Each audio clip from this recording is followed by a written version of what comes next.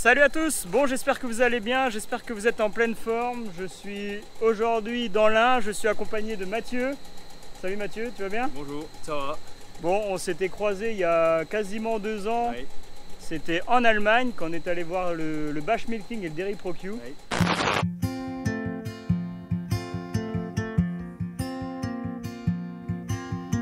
I kept our photos, I just hid them away.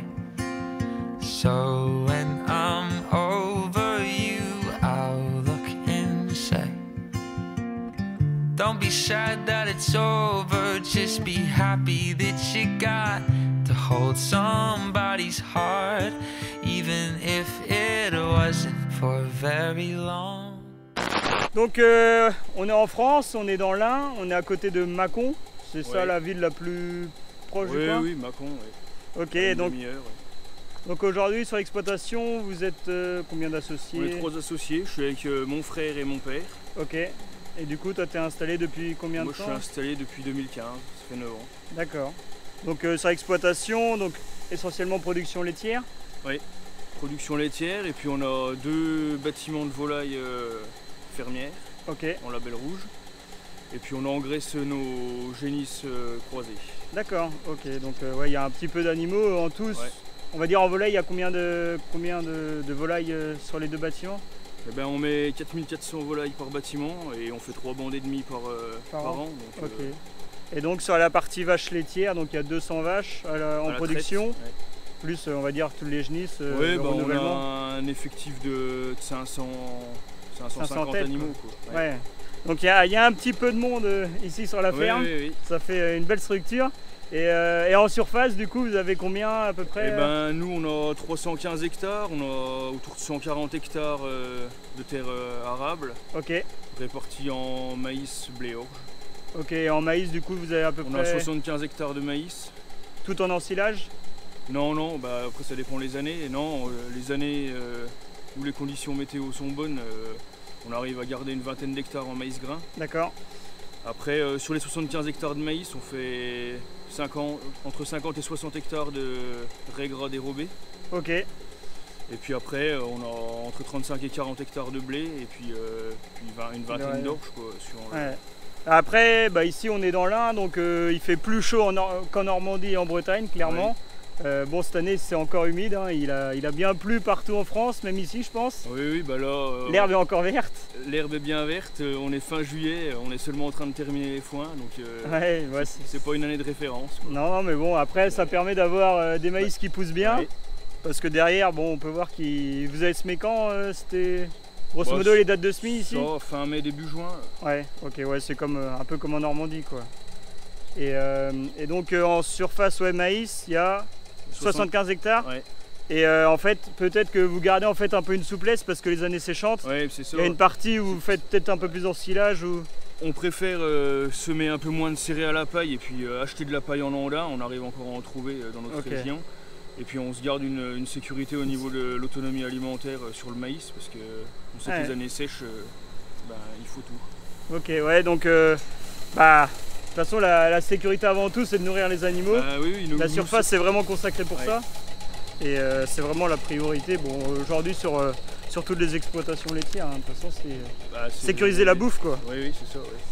Bah oui, puis en plus, nous, sur toute notre partie de notre surface prairiale, on a une grosse partie en zone Natura 2000 qui est inondable et sur laquelle, c'est de la prairie naturelle et on fait pas ce qu'on veut dessus. C'est fauche et pâture commune après. D'accord. Donc c'est des terrains compliqués à exploiter. Enfin, faut les valoriser autrement qu'en maïs ou en culture, quoi. On peut pas les faire en culture dérobée. Puis le pâturage, c'est que du 15 août au 11 novembre. Alors, il faut s'adapte. Et ça représente quelle surface à peu près ces parcelles-là? Nous, on a une 50-60 hectares. Dans ces conditions-là? Donc c'est compliqué à dire, c'est une gestion. C'est un peu une contrainte. C'est une contrainte, sur l'élevage, sur l'exploitation. Et en plus, en termes de cahier d'épandage aussi, je pense que vous pouvez pas épandre des lisiers sur ces surfaces-là comme vous voulez, quoi. Ah bah non, c'est tout réglementé et puis puis voilà, puis après c'est de la veine pâture donc les animaux se retrouvent mélangés avec ceux des voisins. Voilà, on peut pas mettre n'importe quelle catégorie d'animaux. C'est des animaux, une fois qu'on les met au 15 août, il faut qu'on n'en ait pas besoin avant le 11 novembre, sinon c'est presque impossible de les récupérer. D'accord, ok. Donc là on arrive sur le bâtiment principal, le bâtiment des vaches laitières. Ouais. Donc à ma gauche il y a les robots. Alors je dis les robots parce qu'ici il y en a 8. Ouais. Donc c'est un peu particulier, mais on va en discuter tout à l'heure. Là on va aller faire un petit tour du bâtiment et parler un peu du confort des animaux, de bien-être et aussi de pâture parce que les vaches pâturent aussi ici. Ouais.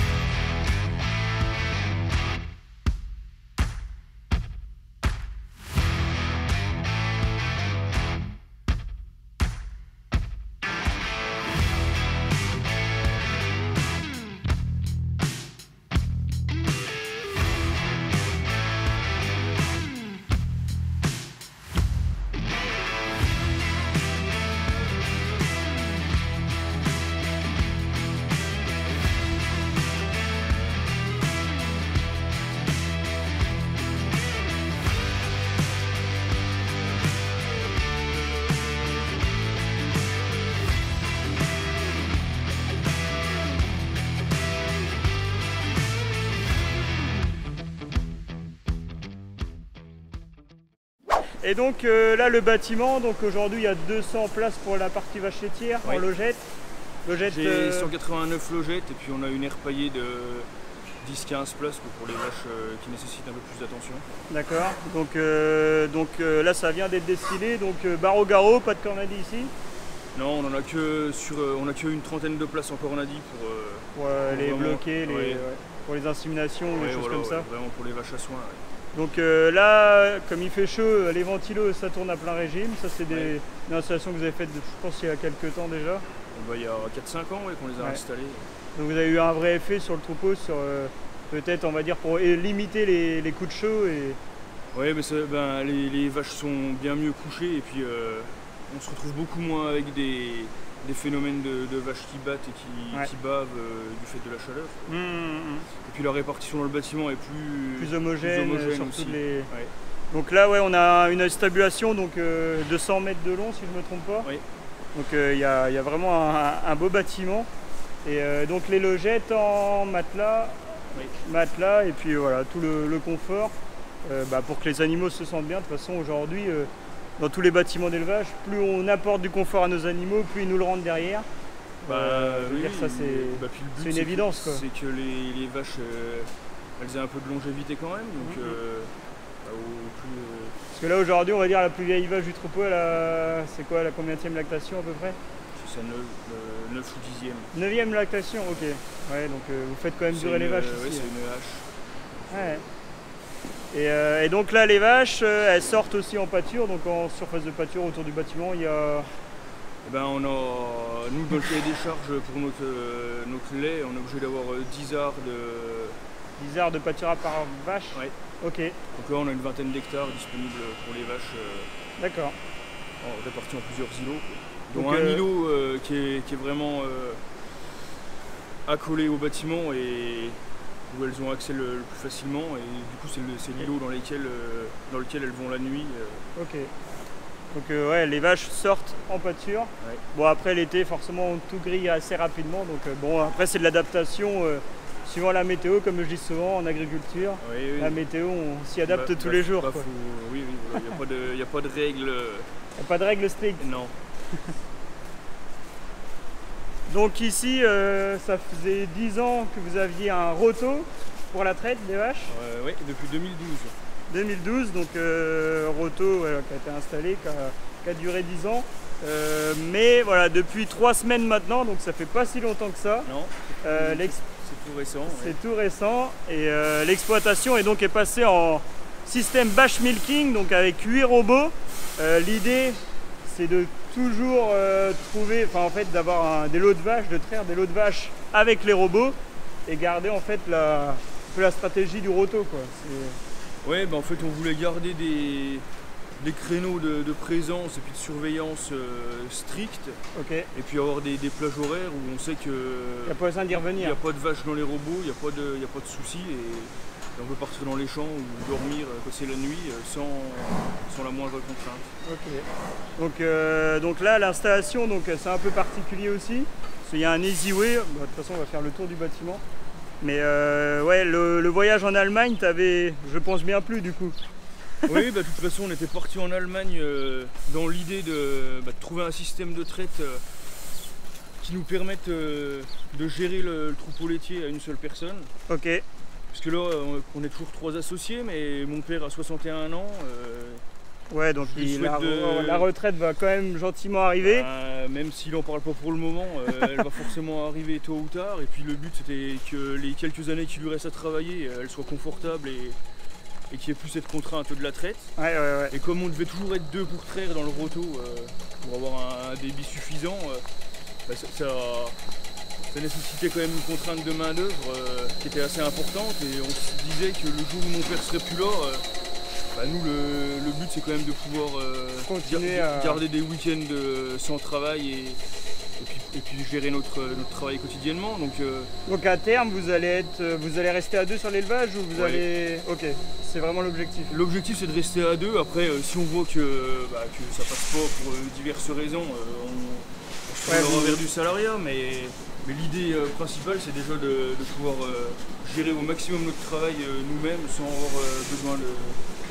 Ok, ouais, vraiment avoir des plages que autour de la traite, après vous partez dans les champs faire vos occupations. La nuit, vous n'êtes pas réveillé non plus. Non. Donc c'est quand même un confort de travail, une souplesse qui est là, qui est présente. Oui, nous c'est ce qu'on recherchait. Et au départ, on aurait bien aimé aménager notre roto pour pouvoir traire à une seule personne, mais les équipements disponibles ne permettaient pas ce système-là. Et il y a aussi peut-être aujourd'hui la contrainte de la main-d'œuvre qui est de plus en plus présente. Si on veut recruter un salarié pour traire, c'est de plus en plus compliqué. Et puis nous, on n'avait pas forcément envie d'être dépendant d'un salarié au niveau de la traite. Parce que bien sûr, c'est comme partout, mais il y a des bons salariés et il y en a des moins bons. Et quand le dimanche matin... la traite n'est pas faite comme il faut. Ça nous va pas, c'était pas notre idée. Et il faut qu'on soit 2 pour traire. Nous, le laitier, à 7h30 le matin, il vient ramasser le lait. Donc à 7h30, il faut que la traite soit finie avant. Et là, c'est toujours le cas avec les robots. Ouais, donc ça fait qu'il faut se lever de bonne heure quand même. On attaque de bonne heure, mais après... ça nous laisse du temps la journée pour faire d'autres choses. Ok.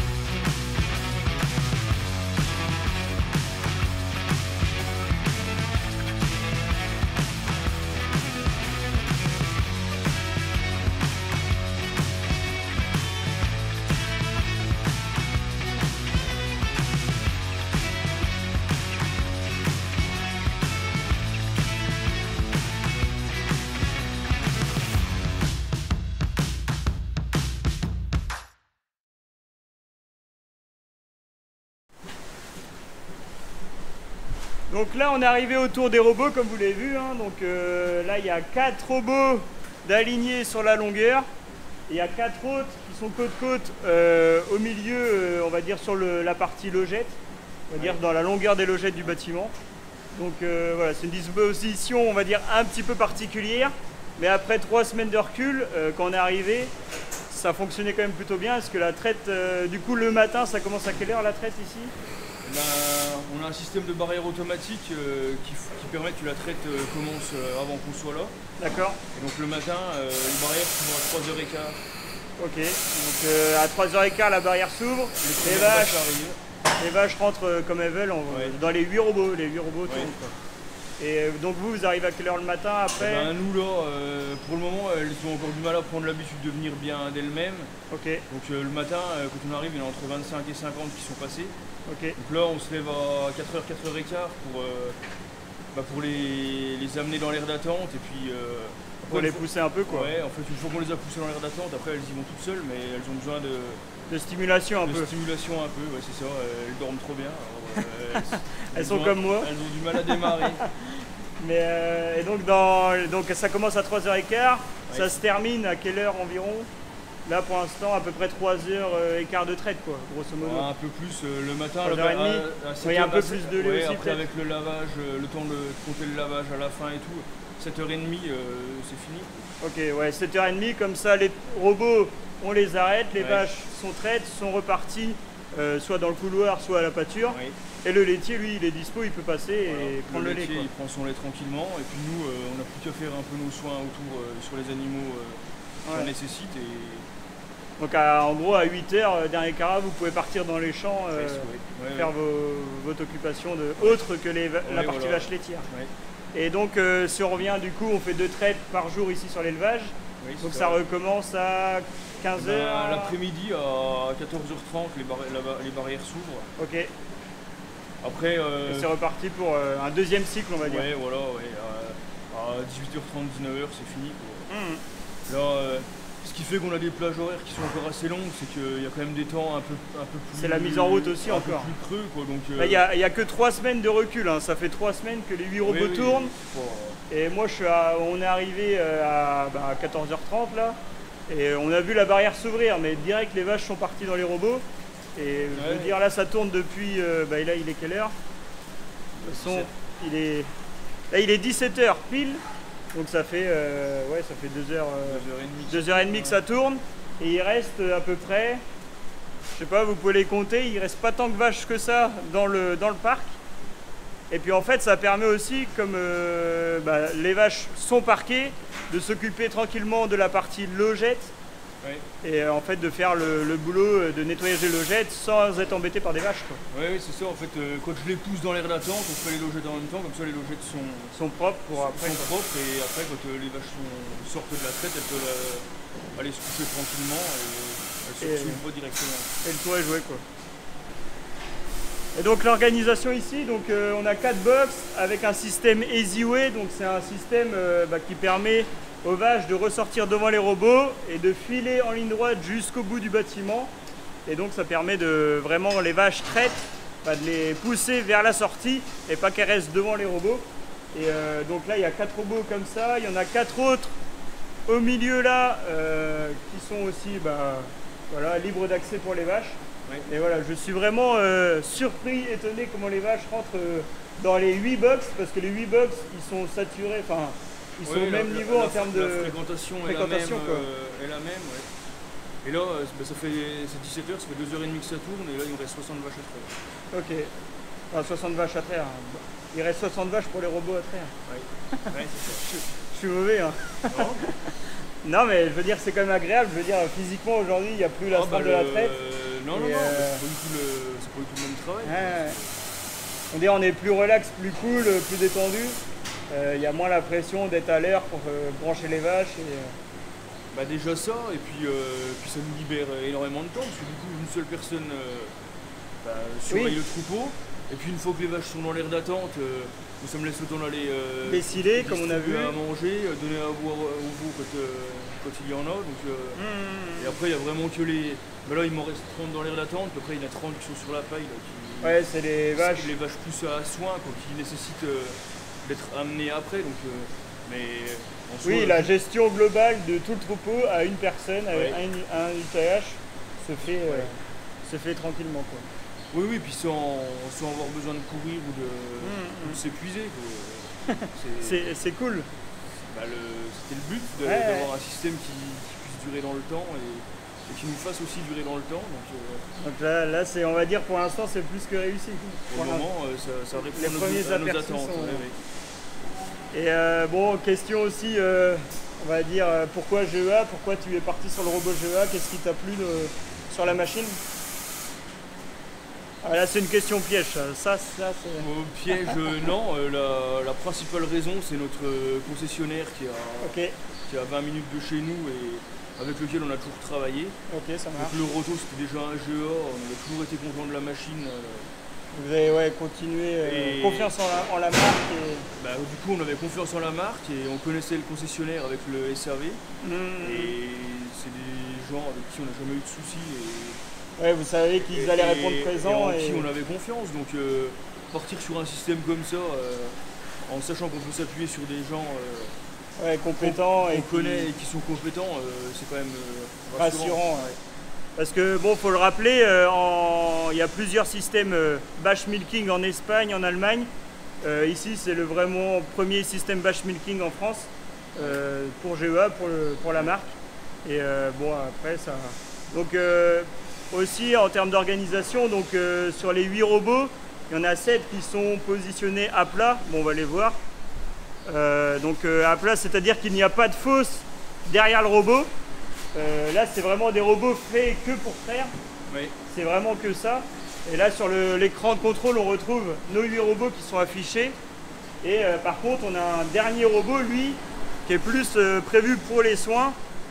Pour les vaches, on va dire, à problème. Oui, c'est ça. Ce robot-là, quand le roto sera totalement démonté et qu'on aura réhabilité le bâtiment, ce sera notre case de vaches à soins. Donc qui est juste de l'autre côté du mur. Là. Et ces vaches qui nécessitent des soins, elles auront accès exclusivement à ce robot. Et elles auront un retour direct sur la paille. Sur leur air paillé. Donc il y aura un circuit court vraiment. Un espèce de circuit fermé pour qu'elles aient moins de déplacements à faire. Et du coup, d'où l'intérêt d'avoir cette fosse à cet endroit pour faire les soins facilement au faire tout ce qui est tarissement. Voilà. Donc là, vous pouvez retrouver la petite fosse, comme on a l'habitude sur le robot. Et voilà, c'est une organisation, mais tout était quand même bien pensé. Et aussi, l'idée, c'était vraiment de perdre le moins de logettes possible. Hein. C'était aussi ça qui était important. On voulait que le système s'intègre au mieux possible dans le bâtiment existant. Parce que l'objectif, c'était quand même d'avoir un investissement qui reste le plus raisonnable. Qui reste le plus contrôlé possible. Donc, quand on n'a déjà pas de charpente et de maçonnerie à refaire, et pas trop de maçonnerie à refaire, ça limite quand même les coûts. Donc là, vous pouvez voir une vache qui s'en va tranquillement. C'est vrai que ça suit son cours, ça va hyper vite. J'ai même pas le temps de filmer que la traite va être finie là. Du coup là on arrive déjà à la fin de la traite. Hein. Mathieu est en train de pousser les quelques dernières vaches au niveau des robots. Donc là il est 17h30. Et en gros après il y a quoi? Il y a 30-35 minutes de nettoyage de tous les box? Ouais, une trentaine de minutes, le temps de les désactiver, de sortir les griffes, les laver un coup, nettoyer les caméras et puis remettre le système prêt pour demain. Pour demain matin. Donc là voilà, les dernières elles vont aller tranquillement au robot. Forcément, c'est comme en salle de traite, comme en roto. Il y a toujours les dernières qu'il faut pousser un petit peu. Et puis et voilà, avec les 8 robots, bon, là il y a 1, 2, 3, 4, 5, il y a 7 vaches. Donc ça va aller dans 6 minutes, 7 minutes, c'est fini quoi. J'allais dire 10 minutes en comptant large, mais oui, il reste un tour de robot et ça va être vu quoi. Donc voilà, d'ailleurs il y en a une qui vient de rentrer là-bas, dans le robot.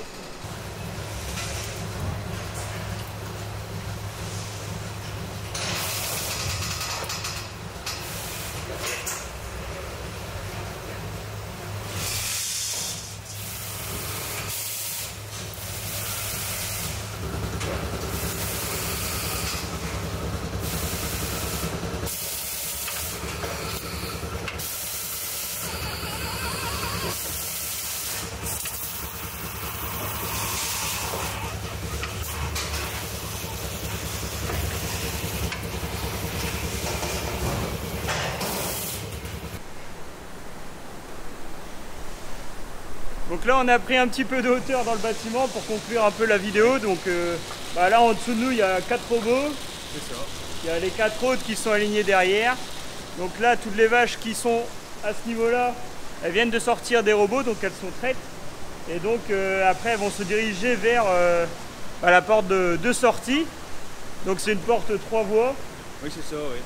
Et elles ont accès, soit elles retournent sur la table d'alimentation quand elles sont traites et qu'il n'y a pas de souci, soit elles vont tout droit et elles se retrouvent coincées dans la case au milieu, c'est la partie séparation pour mes vaches à inséminer par exemple. Okay. Et après si elles tournent à gauche et qu'elles passent entre les deux murets, c'est des vaches qui sont incomplètes et qui reviennent dans l'aire d'attente pour repasser au niveau des robots. Comme ça tu n'as aucune vache à aller rechercher plus loin dans le bâtiment, non. Tout reste autour. Et on va dire 80% de ton temps de travail aujourd'hui, c'est dans les 5 premières travées du bâtiment. Oui, clairement, l'ensemble des soins et de la surveillance s'effectue à ce niveau-là. Après, le reste du bâtiment, on va faire un couler logette et on surveille l'ambiance générale du bâtiment. Mais ouais, ça se fait hyper rapidement, quoi. Le but, c'est quand même d'avoir une zone de travail qui est assez circoncise pour pouvoir être efficace au maximum. Ok, donc pour conclure, en termes de niveau de production aujourd'hui, vous êtes à combien de kilos de lait? Qu'est-ce que vous donnez comme aliment? Est-ce que tu peux donner quelques chiffres? Avant de passer avec les robots, là, on était autour de 9000, 9002 de production par vache. Ouais, ça pisse le lait quand même. Avec du pâturage. Ouais, ça tourne quand même pas mal. Après, la ration de base à l'auge, il y a paille, foin, ensilage d'herbe. Un correcteur azoté, de la farine et puis de l'ensilage de maïs. Ouais, donc elle est équilibrée à quoi, 20... On est équilibré à 28 kg. 28 kg de lait, ouais. Et puis après, avant on avait les DAC qu'on a démontés du coup, parce qu'on a l'alimentation au niveau des robots maintenant. Ouais. Avec des chaînes à pastilles comme vous pouvez voir derrière. Là. Donc c'est en circuit fermé autour des robots. Et donc au niveau de l'alimentation des robots, donc on met 1 kg de correcteur azoté à toutes, comme ça celles qui arrivent en fin de lactation, elles ont quand même un aliment qui les stimule à venir au robot. Et après on a la complémentation une VL. En fonction de la production de la vache. Voilà. Ok. En fonction de la production et du stade de lactation. Ok, bon en tout cas merci à toi pour l'accueil. Je t'en prie. Moi je suis un peu choqué dans le bon sens. De la performance en 3 semaines, comment les vaches elles ressortent des robots. Enfin je veux dire ça s'est fait assez naturellement et je veux dire ça fait même pas 3 heures que je suis là. Et ça y est, les 200 vaches sont passées dans les 8 robots.